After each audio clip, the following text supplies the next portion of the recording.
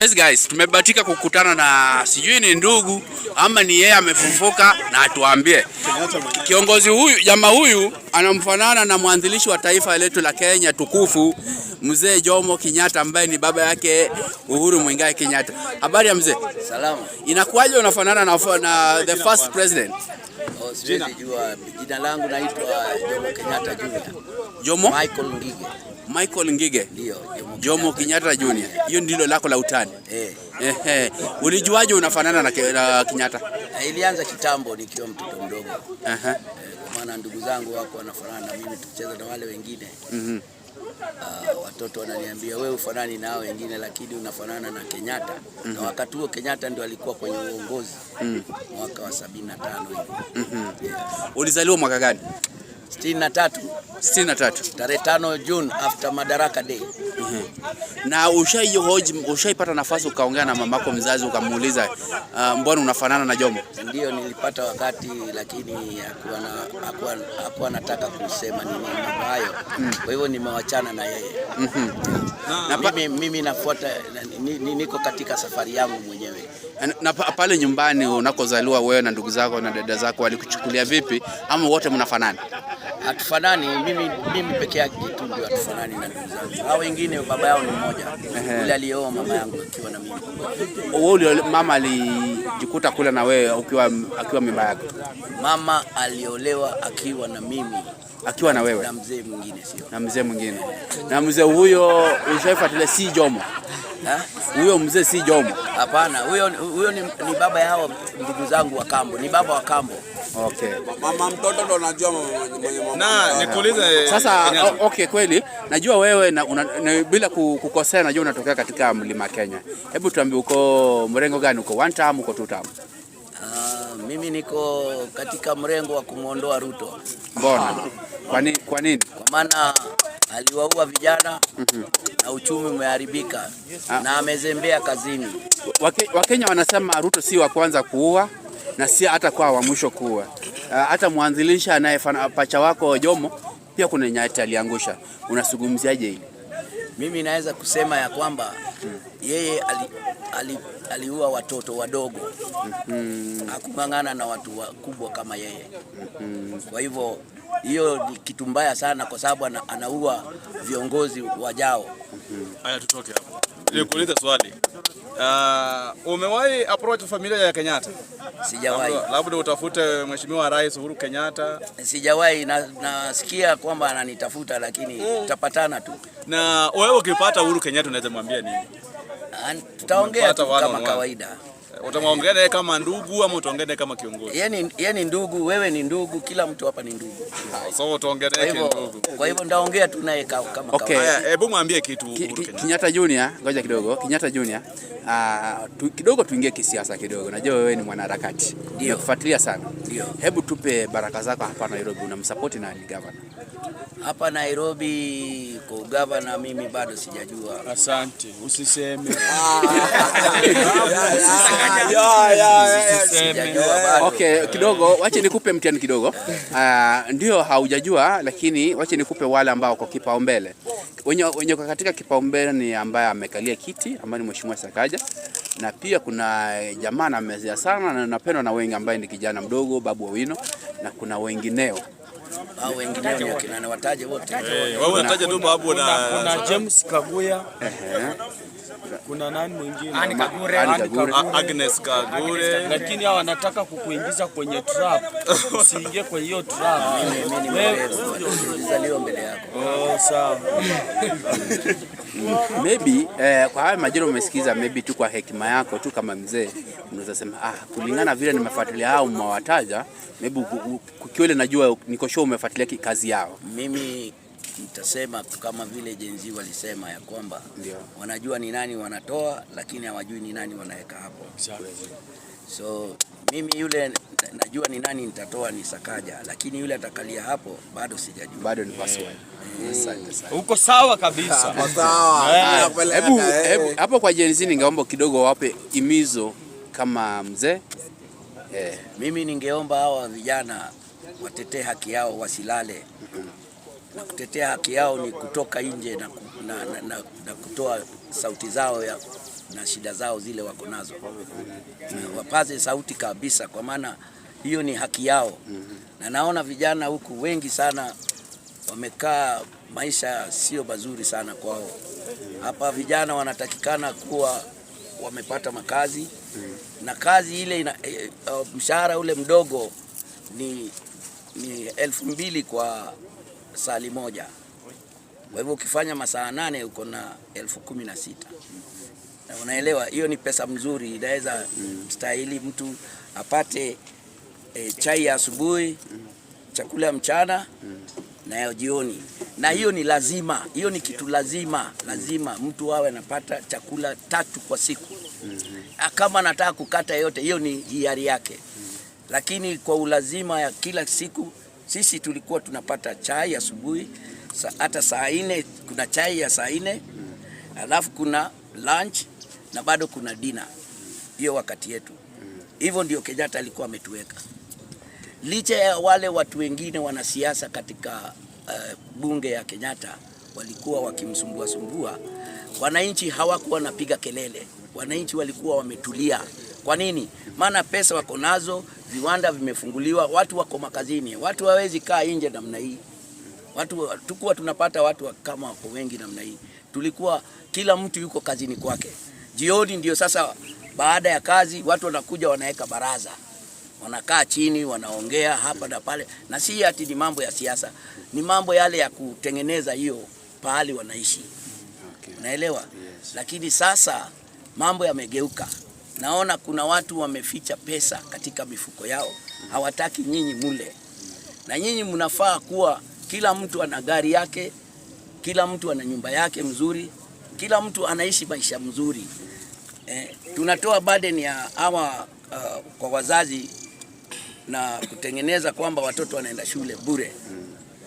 Hospitali kuna dawa ya bure. Hiyo umetolea wazazi mzigo mkubwa. Kwa hivyo wanaweza changa pesa wakatengeneza nyumba nyumbani. Anakaa akiwa hana mafikira mengi kwenye kichwa chake. Lakini ukiweka hii vitu yote kwa mzazi anasikia na mzigo mkubwa, na pengine ana watoto 3 4. Naelewa, huo ni mzigo mkubwa kuwalipia watoto, kuwalisha na mambo yote. Sasa ukiwatengenezea hiyo hali yote, unakuta mzazi anakuwa na hali mzuri ya kuishi, watoto wanakaa vizuri. Kama hii kiwanja kubwa hivi, ingekuwa imetengenezwa amusement place for the kids to play. Watu wengine wanacheza mpira, watu wengine wanacheza vitu mingi zile zinatengenezwa. So watu wako busy. Unaona, kiwanja kama hii imekaa tu hivyo, watu wanakuja wanalala. Jioni ikifika wanaenda nyumbani. Ikikaa kidogo imeibiwa, vitu kama hizo. Hatutaki hiyo.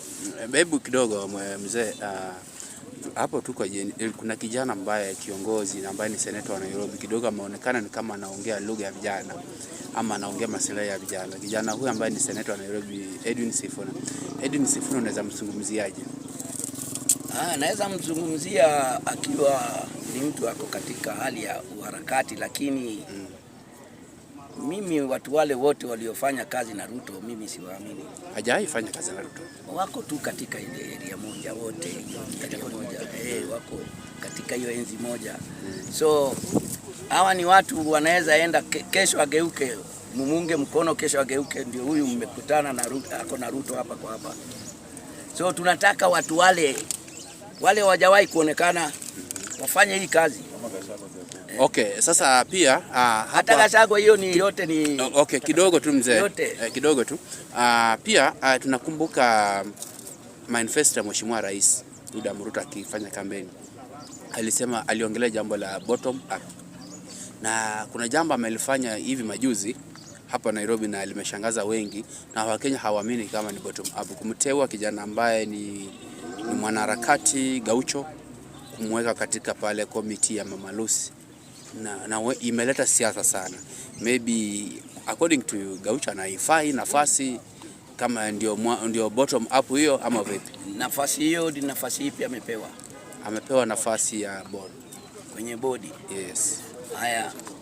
Na anashikilia kiti ipi hapo katika bodi hiyo? Ni member.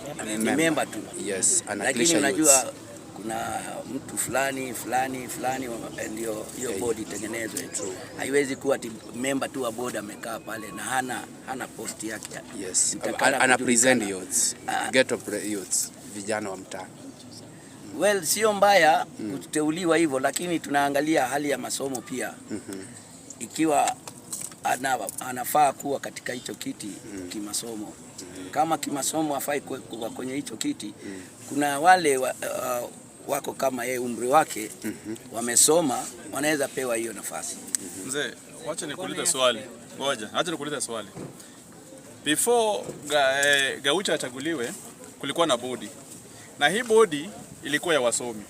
Lakini wamefanya kazi mbovu zaidi pale kwa sababu tuliamini wasomi na wakafanya kazi mbovu. Malusi imekuwa hospitali mbaya zaidi hapa Nairobi.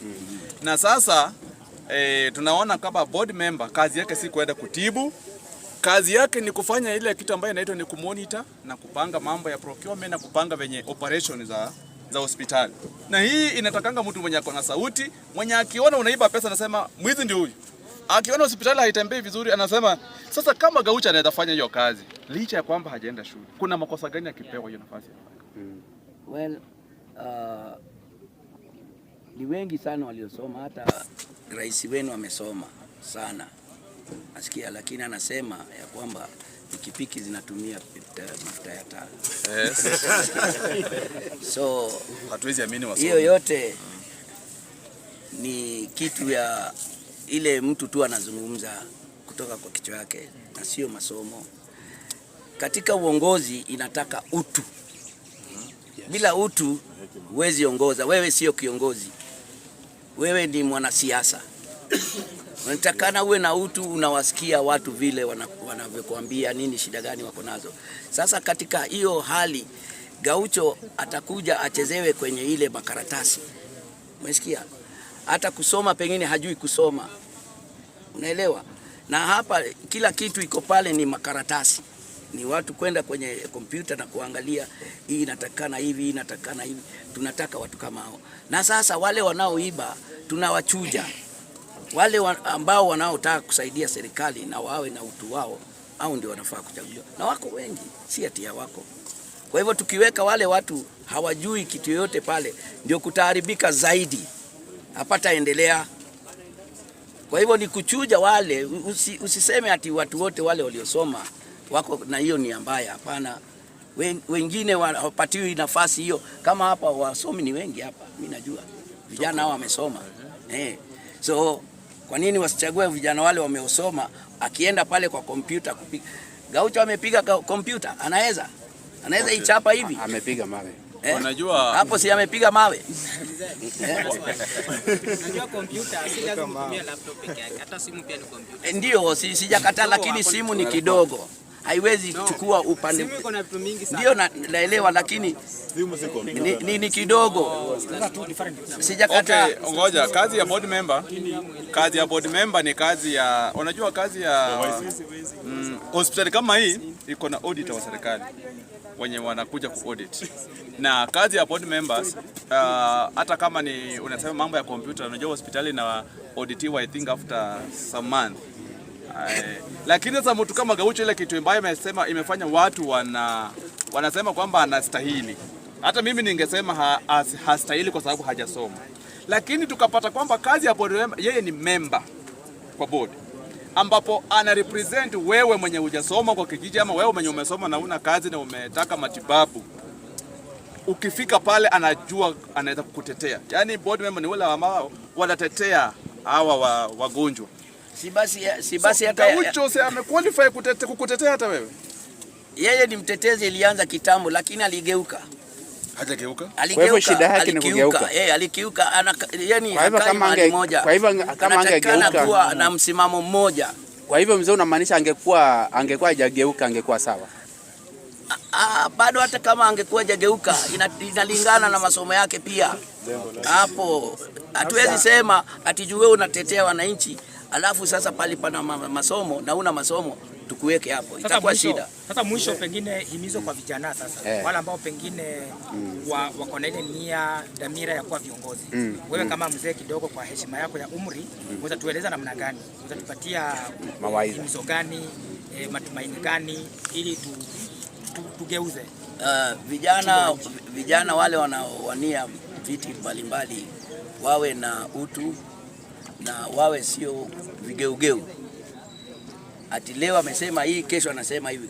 Kama huyu kiongozi wenu yuko hapa juu alisema yeye hataua watoto, lakini alirudi akisema atafanya kitu yake ni atafanya. Umeelewa? So hiyo lugha ndio tunataka kuondoa.